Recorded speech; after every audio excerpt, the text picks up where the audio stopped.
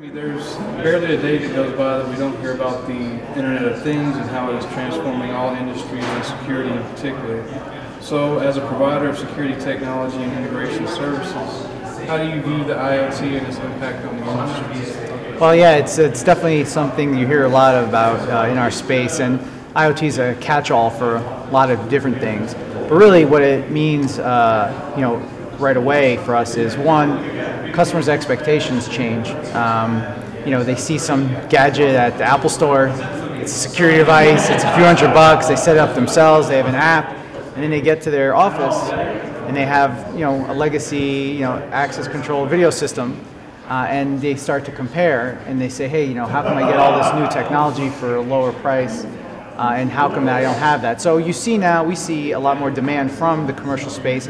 Obviously in the residential space, home automation around IoT and security are being aligned. But what we see in the commercial space is that people see some of these consumer grade products and they start to have those expectations. They want to see mobile apps, they want to see mobility, they want to see other things connect to their security system. So really, and then ultimately the suppliers coming to the market are new brands, new technology.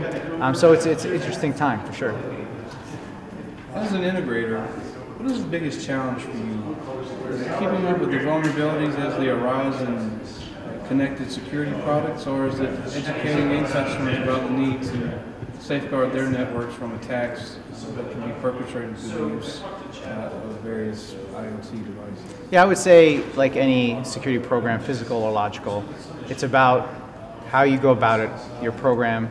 Obviously, with newer IoT companies coming on the market, a lot of times they're quick to market, maybe not do their homework.